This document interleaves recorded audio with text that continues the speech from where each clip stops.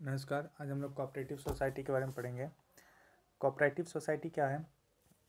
एक voluntary association है people का to meet their social, political and economic objective, needs and aspiration of by joint inter owned enterprises. इसका मतलब क्या हुआ कि वॉलेंट्री एसोसिएशन, इसमें किसी को लीगली फोर्स नहीं किया जाता है कि आप ज्वाइन कीजिए। जिसको जैसी ज़रूरत है वो लोग ज्वाइन करते हैं अपने सोशल, पॉलिटिकल और इकोनॉमिक ऑब्जेक्टिव को फुलफिल करने के लिए।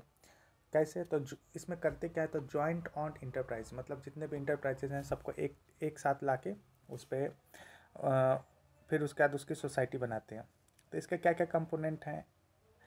इक्विटी है, इकोनॉमिक डेवलपमेंट है, सोशल जस्टिस है। इक्विटी मतलब क्या होता है? इक्वालिटी और इक्विटी में क्या डिफरेंस है? इक्वालिटी मतलब हो गया कि सबको समान देना। जैसे 100 रुपये है तो उसको 20-5 लोग हैं तो 20-20 रुपये बांट देना।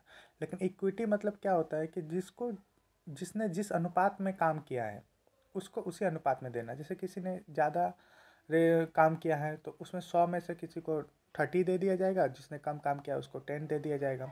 तो इसको इक्विटी कहा जाता है। दूसरा है सोशल जस्टिस। सोशल जस्टिस मतलब जैसे इनकम गैप ज़्यादा है, किसी के पास फार्म होल्डिंग ज़्यादा है, किसी के पास कम है, तो इससे क्या हो जाएगा कि जो इसको ज़्यादा है उसकी भी ज़रूरतें पूरी हो जाएगी, जिसकी कम है उसकी पूरी हो जाएगी। इकोनॉमिक डेवलपमेंट, इससे क्या होगा? ओवरऑल इकोनॉमिक डेवलपमेंट होगा।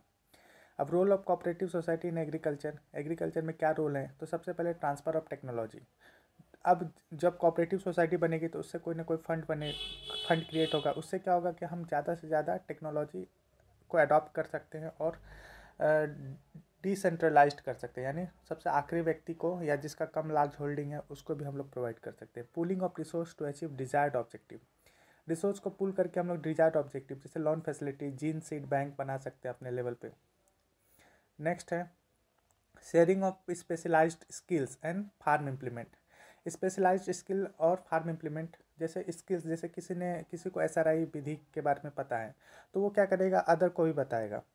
तो ये भी एक और फार्म इम्प्लीमेंट, जैसे मान के चलिए किसी के पास ट्रैक्टर है और किसी के पास स्मॉल फार्म होल्डिंग है, वो ट्रैक्टर नहीं खरीद सकता लेकिन ट्रैक्टर को वो यूज़ कर सकता है। सिनर्जिस्टिक इफेक्ट है, दोनों को फ़ायदा हो रहा है। Promote organized agriculture marketing. हम लोग ने इससे पहले भी देखा था कि ऑर्गेनाइज्ड एग्रीकल्चर मार्केटिंग का क्या क्या समस्या था। तो organized agriculture marketing local level पे हम लोग डेवलप कर सकते हैं। Processing of agriculture produce. India में जानते हैं बहुत कम, यानी 2 to 4% एग्रीकल्चर प्रोसेसिंग होता है, तो उसको भी हम लोग बढ़ा सकते हैं। Wide social acceptance. Social acceptance ज़्यादा हो जाएगा क्योंकि आप लोग जानते होंगे रूरल एरिया में कास्ट सिस्टम काफ़ी स्ट्रॉन्ग है, तो धीरे धीरे ये भी डिमिनिश हो जाएगा। अब इसके हिस्टोरिकल बैकग्राउंड पे जाते हैं तो इसको दो पार्ट में मैंने बांटा, एक तो बिफोर इंडिपेंडेंस, एक आफ्टर इंडिपेंडेंस। बिफोर इंडिपेंडेंस क्या हुआ था?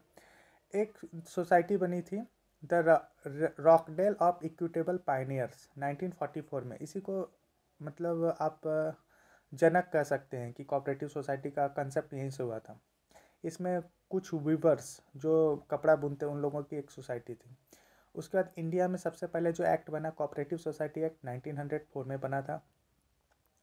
उसके बाद गवर्नमेंट ऑफ इंडिया एक्ट 1999 में एक प्रोविंशियल सब्जेक्ट में आ गया था। क्योंकि आप हिस्ट्री पढ़े होंगे या पॉलिटी पढ़े होंगे, उसमें क्या है कि गवर्नमेंट ऑफ इंडिया एक्ट में क्या हुआ, दो तरह के जितने भी चीज़ों को उसको दो तरह के सब्जेक्ट में, प्रोविंशियल और रिजर्व लिस्ट में, तो प्रोविंशियल सब्जेक्ट में दे दिया गया था।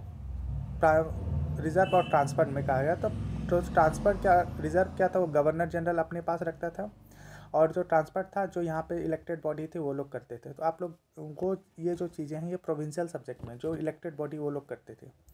उसके बाद चूँकि multi unit cooperative society act 1942 में, चूँकि बहुत सारे प्रोविंशियल ने एक ही तरह की पॉलिसी को फॉलो करने की कोशिश किया, तो इसलिए मल्टी यूनिट और बहुत सारे यूनिट को जोड़ने, सिर्फ एग्रीकल्चर नहीं, अदर सेक्टर को भी जोड़ने के प्रयास किया गया, इसलिए इसको multi unit cooperative society act 1942 में। इंडिपेंडेंस के बाद क्या हुआ? इंडिपेंडेंस के बाद हमारा संविधान बना, तो इसको हम लोग फंडामेंटल राइट्स में रखे, आर्टिकल 91C में कोऑपरेटिव सोसाइटी में, DPSP में रखे आर्टिकल 43B में मैनेजमेंट ऑफ कोऑपरेटिव सोसाइटी में। आप लोग जानते होंगे कि जो हमारे राइट्स हैं और DPSP क्या है, not enforceable by court of law, मतलब इसको कोई लॉ बना के हम लोग इन्फोर्स नहीं कर सकते। ये जस्ट एक स्टेट अपने हिसाब से, अपनी ज़रूरतों के हिसाब से इसके प्रति अपना जो भी कानून बनाया गया उसको सपोर्ट करेगा। उसके बाद फाइनली 97 कॉन्स्टिट्यूशनल अमेंडमेंट एक्ट 2011 में इसको कॉन्स्टिट्यूशनल स्टेटस दे दिया गया। उसके बाद ये और एक है कि national policy of cooperative society को रिकमेंड किया गया था national development council 1952। National development council में बहुत सारे स्टेक होल्डर आपस में मिलकर बात करते हैं कि क्या नेशनल पॉलिसी होनी चाहिए। Thank you so much. ये PDF मैं टेलीग्राम लिंक पे भी डाल दूंगा सॉरी। और एक रिक्वेस्ट है कि अगर आपको ये दिख नहीं रहा हो क्लियर कट PDF, तो आप लोग क्या कीजिए, साइड से रिजोल्यूशन को बढ़ा लीजिए, वहाँ ऑप्शन रहता है, वहाँ रिजोल्यूशन बढ़ा लीजिए। या फिर आप दूसरा ये कर सकते हैं कि आप पहले PDF को पढ़ लीजिए फिर वीडियो देखिए। दोनों में जो आपको सुविधा अनुसार जो भी ठीक लगे वो आप कीजिए। Thank you.